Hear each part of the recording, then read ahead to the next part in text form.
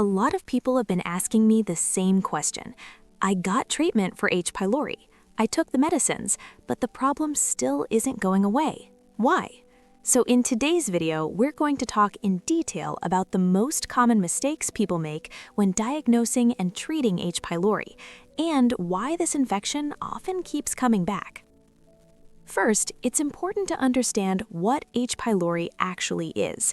It's a type of bacteria, and according to estimates, about 50% of the world's population carries it in their stomach. In many countries, the percentage may be even higher. In the beginning, H. pylori usually doesn't cause any noticeable symptoms, but if it stays in the stomach for a long time, it can gradually damage the stomach in 3 stages. In the first stage, it causes inflammation of the stomach lining, known as gastritis. This can lead to symptoms like loss of appetite, burning in the stomach, frequent burping, nausea, or vomiting. If the infection progresses, the second stage can be stomach ulcers. Here, the protective lining of the stomach gets damaged, and people often feel pain after eating. Sometimes, H. pylori can also cause ulcers in the duodenum, which is the first part of the small intestine. In that case, pain usually shows up 2 to 3 hours after meals. In the third and most serious stage, H. pylori can increase the risk of stomach cancer in some people. Multiple studies have shown that individuals with H. pylori infection have a much higher risk of developing stomach cancer compared to those who don't. That's why proper diagnosis and correct treatment of H. pylori are extremely important. Unfortunately, many mistakes are still made in both diagnosis and treatment. The most common mistake in diagnosis. The biggest mistake is relying on blood tests to diagnose H. pylori.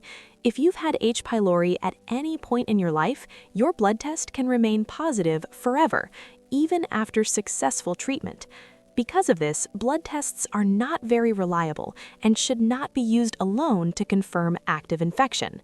The best tests for diagnosing H. pylori are urea breath test and stool antigen test.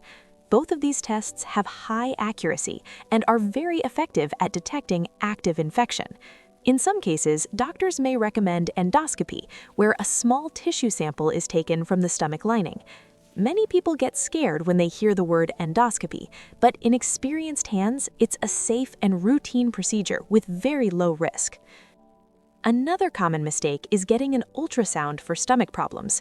The stomach lining does not show up clearly on ultrasound, so ultrasound cannot diagnose H. pylori and is usually unnecessary. Important precautions before testing. Before getting tested for H. pylori, if you are taking any antibiotics, stop them at least 4 weeks before the test.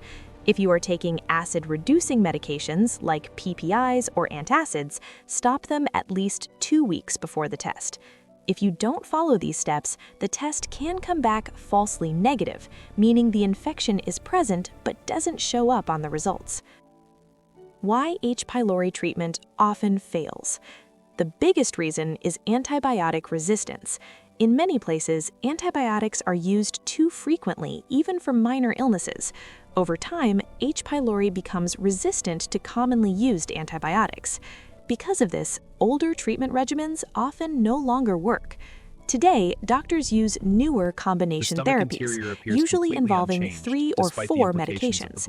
If H. pylori is still present after 2 full treatment attempts, doctors may perform drug sensitivity testing to determine which antibiotics will work best against that specific strain. After completing treatment, it's very important to repeat testing after 4 weeks, most commonly using the urea breath test. The same medication precautions apply before retesting. Other major reasons treatment fails. Incorrect dosing. H. pylori treatment often requires higher doses than standard antibiotic treatments. If the dose is too low, the bacteria may survive. Incomplete treatment. In the past, 5 to 7 days of treatment was considered enough. Current research shows that a full 14-day course is necessary for proper eradication. Some people stop treatment early because of side effects like diarrhea or a metallic taste in their mouth. Others stop once symptoms improve. Stopping early allows the bacteria to survive and come back stronger. Wrong treatment protocol. H. pylori requires a specific combination of 3 to 4 medications. Using outdated regimens or incomplete combinations often lead to treatment failure. That's why it's important to work with a qualified specialist who is familiar with current treatment guidelines. These are the most common mistakes people make when diagnosing and treating H. pylori. I hope this video helps you understand where things go wrong and how to fix them properly. If you found this video helpful, please like and share it.